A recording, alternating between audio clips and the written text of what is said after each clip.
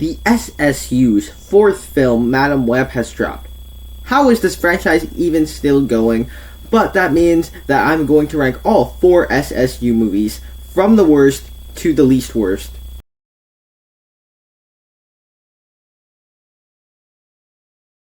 Hi, my name is Nathan, and I talk about a bunch of movies on this channel. If you're new here, down below in the comment section, share your ranking of all 4 SSU movies. Over on my channel, I have more content like this. Check those out once this video is over. And if you enjoy this video, click the like button and be sure to subscribe. I have more rankings like this over on my channel, hopefully about something more positive than this universe. And with that said, let's just get straight into this franchise. In last place for me is Morbius. Now, ever since Madam Web has come out, there's been a lot of debate as to whether which one should come in at the bottom with this franchise, Morbius or Madam Web. But I went with Morbius simply because I think it's a really bad sign when your movie sparks roughly 1 more billion memes. Look how good Morbius is. And the movie itself is a big, gigantic joke. Like, it's an absolute disaster from beginning to end that is very incompetent. As a matter of fact, I think whenever this movie came out and I did my worst of 2022, I think I listed this down as the worst movie of 2022 because it was that bad of a film. Morbius, more like more BS, am I right? And simply that's because it just doesn't work on any level. It feels like it's trying to do too much. It's trying to set up future films in the SSU while also trying to tell a Morbius story and trying to tie in the MCU with this ridiculous mid-credit scene. The effects don't really look good with like the way it visualizes Morbius and his powers and things like that. And it's just kind of like that. The entire movie is just like a very incompetent disaster. And when I say incompetent, and I mean the plot literally just jumps around from plot points very quickly. Like, it doesn't feel like a movie that was directed by a single person. It feels like a movie directed by several different people in a boardroom. And I think that might have actually been the case if you've read about this movie. And Morbius himself in the movie as our lead character isn't very interesting. He has no personality, and that's not because of Jared Leto's performance.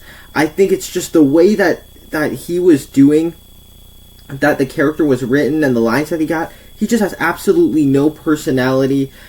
And even our villain, Matt Smith's character, he just goes around killing people for absolutely no reason, and you don't know why. Like, just because we have to have a villain in there, he just goes around killing people. And so for me, this one is easily at the bottom, especially having to rewatch this movie in order to do this video. I just found it dreadful. Morbius was the shittiest movie in cinematic history! Third place, Madam Web. But to be honest, these two are really, really close to each other. Morbius is one of the few movies that I would give an F, and Madam Web is not much better. If you look at my review for the film, I gave this one a D. I didn't enjoy it all that much.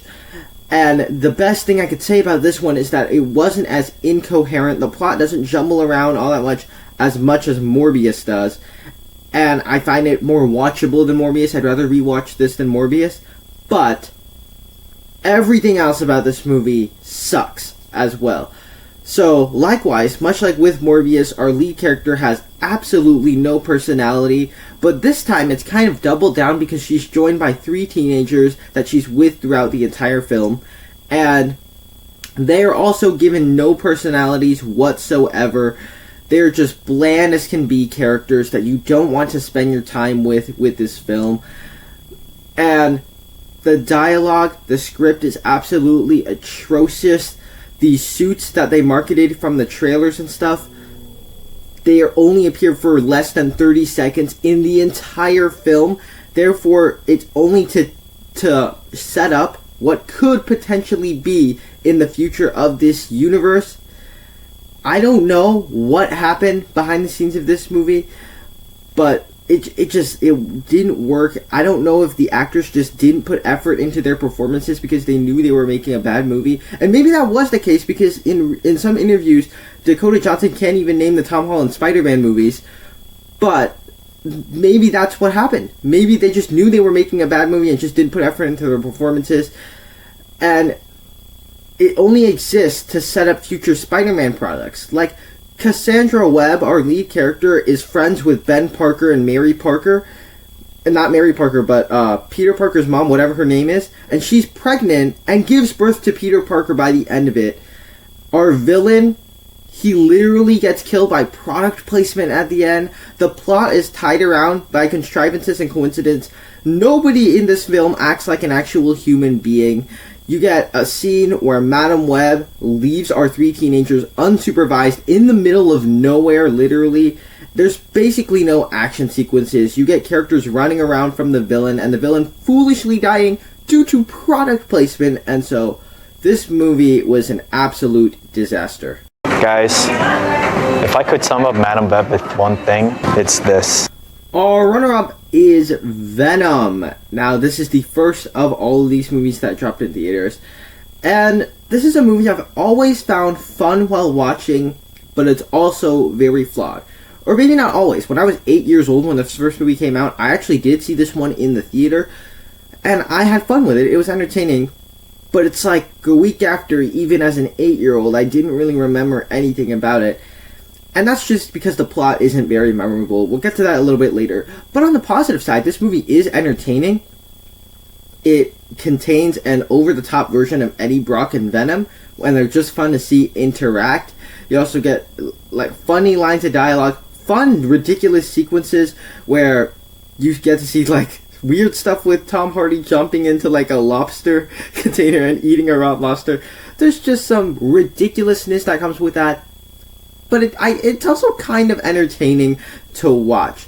But where this movie kind of falls flat for me is the plot and the plot structure. When it comes to the plot structure, it, especially on my rewatch, it's structured very oddly throughout the entire film. So you get the first act of the film and the final act of the film, and the second act also feels very like underdeveloped, undercooked.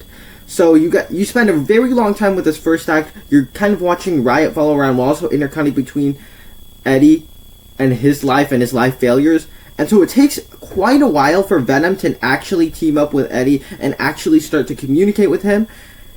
And then you just get this very short section in the third act where like Riot just enters into like Carlton Drake's body, and I don't even know why they team up. They just are on the same side all of a sudden. And then right after that, you just get our final act. Like, it just feels so underdeveloped because of that, and that's the plot. It becomes very underdeveloped. You don't really care about the story about this symbiote and them trying to get on a rocket to go to their planet.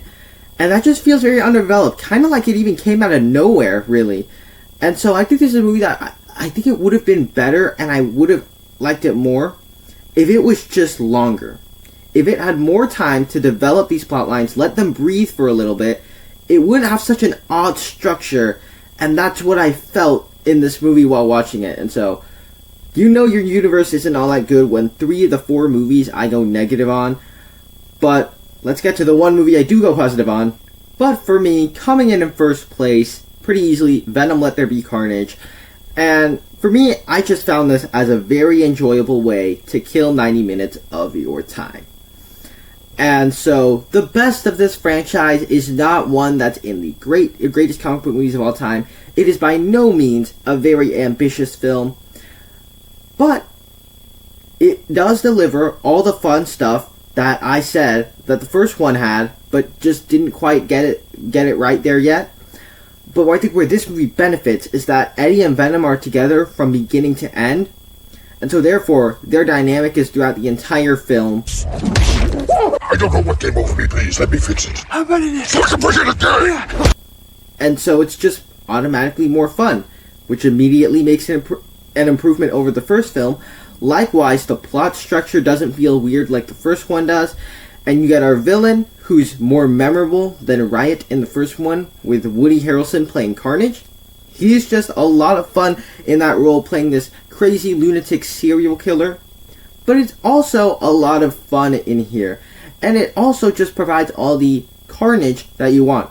Certainly, it is a PG-13 movie where you get crazy action sequences, and I think they maybe could have been better if this movie was rated R and they had more gore, and I think Carnage would be the prime example to be in this rated R gory movie, but it still provides a bunch of carnage in the film.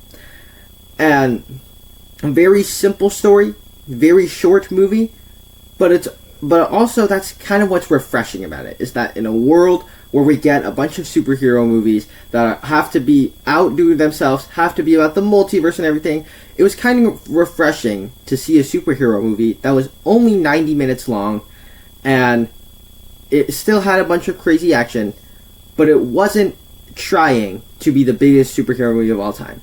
Certainly as the number one on this list, like I said, it's not trying to be the greatest comic book movie of all time or anything like that. It's not aiming for the high highs. It's not the next Christopher Nolan Dark Knight trilogy by any means. But if I'm going to rewatch any of these 4 movies, this is the one that delivered the most schlocky fun, and the one that I'm more likely to rewatch. So it is my favorite of the SSU. There you have it. That's my ranking of the Sony Spider-Man Universe. Down below in the comment section, share your ranking over on my channel. I have more content like this. Check those out right now. Thank you guys so much for sticking around to the end, and I will see you in the next one.